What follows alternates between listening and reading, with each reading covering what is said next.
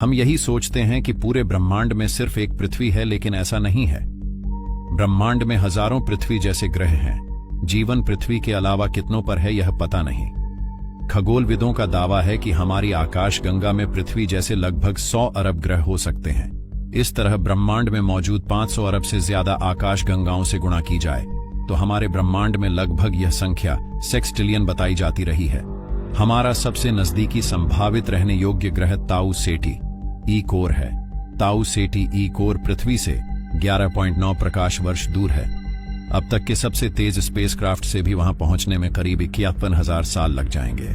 वैज्ञानिकों का मानना है कि पृथ्वी के अलावा अन्य ग्रहों पर भी जीवन की संभावना हो सकती है। हालांकि अभी तक इस बारे में पूरी तरह से पुष्टि नहीं हुई है। वैज्ञानिकों के मुताबिक बुध ग्रह पर इंसान केवल 2 मिनट तक का समय बिता सकता है। शुक्र ग्रह का तापमान 400 डिग्री सेल्सियस होता है। यहां की गर्मी इंसान सहन नहीं कर सकता। मंगल ग्रह पर इंसान 3 मिनट के लिए जिंदा रह सकता है। बृहस्पति ग्रह पर कई तरह की गैस है। यहां 1 सेकंड से ज्यादा इंसान नहीं रह सकता। शनि ग्रह की बात करें तो यहां जीवन संभव नहीं है। नेपच्यून सौर मंडल का सबसे आखिरी ग्रह और काफी ठंडा है।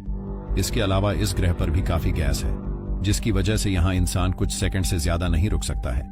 नासा के मुताबिक मंगल ग्रह के केंद्र में मौजूद भूकंपीय तरंगों की वजह से इंसान वहां नहीं रह सकता। हालांकि नासा के वैज्ञानिकों का कहना है कि सूर्य के सबसे करीब कहे जाने वाले बुध ग्रह पर जीवन हो सकता है। हालांकि अब तक माना जा रहा था कि सूर्य के करीब होने के कारण इसका क्षेत्र झुलसा देने वाला भरा होगा। सबसे पहले तो यह समझ लीजिए कि सूर्य कोई ग्रह नहीं बल्कि एक चमकता हुआ तारा है। सूर्य इतना बड़ा है कि हमारी पृथ्वी जैसे कई अनेक ग्रह को अपने आप में समा ले। सूर्य हमारे सौरमंडल में सबसे बड़ा पिंड है। सूर्य हमारे सौरमंडल का केंद्र है। वैज्ञानिकों के मुताबिक सूर्य का व्यास धरती के मुकाबले करीब 109 गुना ज्यादा है। सूर्य का आकार धरती के मुकाबले कई लाख गुना बड़ा है। आसान शब्दों में समझे तो सूर्य में एक साथ 13 लाख से ज्यादा पृथ्वी समा सकती है। धरती से सूर्य की दूरी चांद के मुकाबले 4 गुना ज्यादा दूर है। सूर्य का तापमान इतना ज्यादा है कि धरती से भेजी जाने वाले कोई भी चीज सूर्य से लाखों किलोमीटर पहले ही पिघल जाएगी। अगर धरती उसके संपर्क में आई तो ये भी खत्म हो जाएगी। अंतरिक्ष की दुनिया अब भी लोगों के लिए पहेली है। वहां बने इंटरनेशनल स्पेस स्टेशन यानी ISS पर हर वक्त कुछ एस्ट्रोनॉट्स रहते हैं। वहां लगातार रहने के लिए ज्यादातर वह पैकेज्ड फूड पर निर्भर रहते हैं। हालांकि अब वे ISS पर सब्जियां भी उगाने लगे हैं। क्या आपको पता है कि अंतरिक्ष में सबसे पहले कौन सी सब्जी उगाई गई थी? अगर नहीं तो आपको बता देते हैं कि स्पेस में सबसे पहले आलू उगाया गया था। इसके बाद गेहूं, चावल, मटर, मूली और खीरा आदि उगाया जा चुका है। स्पेस में उगने वाली सब्जियां धरती पर होने वाली सब्जियों से ज्यादा पौष्टिक पाई गई। इनमें धरती की तुलना में पोटेशियम, सोडियम, जिंक जैसे पोषक तत्व ज्यादा मिले।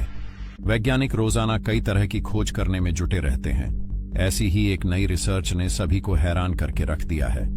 खोज में मिली जानकारी के मुताबिक स्पेस में कुछ जुड़वा सितारे अपने आसपास के छोटे ग्रहों को निगल रहे हैं। इंटरनेशनल एस्ट्रोनॉमर्स की ग्लोबल रिसर्च टीम ने इन 99 जुड़वा तारों की जोड़ियों पर रिसर्च के बाद यह निष्कर्ष निकला है। रिसर्च में कुछ तारों को ग्रहों को निगल जाने के सबूत मिले हैं, जिसने सभी को हैरान करके रख दिया है। वैज्ञानिकों को लगा था कि इन जुड़वा तारों की संरचना एक जैसी होगी, लेकिन करीब 8% तारों की संरचना सबसे अलग थी। वैज्ञानिकों ने कई तारों पर रिसर्च की जो एक ही दिशा में मूव कर रहे हैं। साथ ही इनमें से कुछ के अंदर आयरन निकेल बहुत अधिक मात्रा में पाया गया।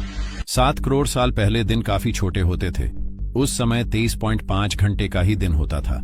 साल 1800 से लेकर अब तक धरती का तापमान 1.14 डिग्री सेल्सियस बढ़ा। यह 0.2 डिग्री सेल्सियस प्रति दशक की दर से बढ़ रहा है। क्या आप जानते हैं कि ध्रुवों की बर्फ पिघलने से धरती की घूमने की रफ्तार घट रही है? धरती अब पहले से धीरे घूमने लगी है। वैज्ञानिकों का कहना है कि धरती के ध्रुवों पर जमी बर्फ अब तेजी से पिघल रही है और भूमध्य रेखा के पास धरती पर वजन लगातार बढ़ रहा है। इससे धरती धीरे घूमना शुरू कर चुकी है और नतीजन घड़ियों के समय पर इसका प्रभाव पड़ रहा है। ये सब ग्लोबल वार्मिंग के कारण हो रहा है। ध्रुवों पर जमी हुई बर्फ पिघल रही है और सागर में मिलता पानी भूमध्य रेखा के पास वजन बढ़ा रहा है। नेचर में इस स्टडी को प्रकाशित किया गया है। स्टडी कहती है कि इससे धरती की घूमने की गति कम हो रही है और इसी कारण घड़ियों में से 1 सेकंड के समय को कम करना पड़ सकता है। इसे नेगेटिव लीप सेकंड कहा गया है, जो कि 2019 तक घड़ियों में से कम किया जा सकता है। हमारा ग्रह बीते 6 साल के सबसे पावरफुल सोलर तूफान की चपेट में आ गया। इससे पृथ्वी के मैग्नेटिक फील्ड में बड़ा डिस्टर्बेंस पैदा हुआ। NOAA के स्पेस वेदर प्रिडिक्शन सेंटर ने अनुमान लगाया है कि पृथ्वी पर एक भूचुंबकीय तूफान आया है। तूफान कमजोर लेकिन अभी भी एक्टिव है। वैज्ञानिकों का यह भी कहना है कि सोलर फ्लेयर के विस्फोट से पृथ्वी पर रेडियो ट्रांसमिशन बाधित हो सकता है। जब सूर्य की चुंबकीय ऊर्जा रिलीज होती है तो उससे निकलने वाली रोशनी और पार्टिकल्स से सौर फ्लेयर्स बनते हैं। हमारे सौर मंडल में ये फ्लेयर्स अब तक के सबसे शक्तिशाली विस्फोट हैं, जिनमें अरबों हाइड्रोजन बमों की तुलना में ऊर्जा रिलीज होती है। सौर हवाएं सूर्य से निकलकर हर दिशा में बहती हैं। ये सूर्य के मैग्नेटिक फील्ड को अंतरिक्ष तक ले जाने में सहायक होती है। ये हवाएं पृथ्वी पर चलने वाली हवाओं की तुलना में बहुत कम घनी होती हैं, लेकिन इनमें बहुत तेज रफ्तार होती है। सौर हवाएं 20 लाख किलोमीटर प्रति घंटे से भी ज्यादा की रफ्तार से बहती हैं। यह इलेक्ट्रॉन और आयोनाइज्ड परमाणुओं से बनती है, जो सूर्य के मैग्नेटिक फील्ड के साथ तालमेल बैठाते हैं। सौर हवाएं जहां तक बहती हैं वह सीमा हेलियोस्फीयर बनाती है। यह सूर्य का सबसे प्रभावित करने वाला क्षेत्र होता है। इस वजह से सूर्य से ज्वालाएं निकल रही हैं और उनके असर से पृथ्वी पर सौर तूफान आ रहे हैं। यह सिलसिला साल 2025 तक चलते रहने की उम्मीद है।